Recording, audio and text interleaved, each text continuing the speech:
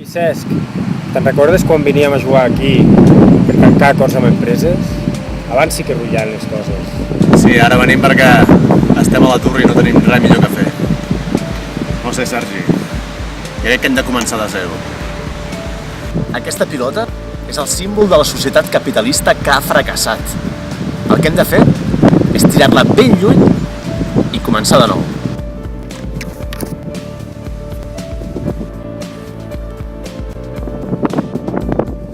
Ready, set, go!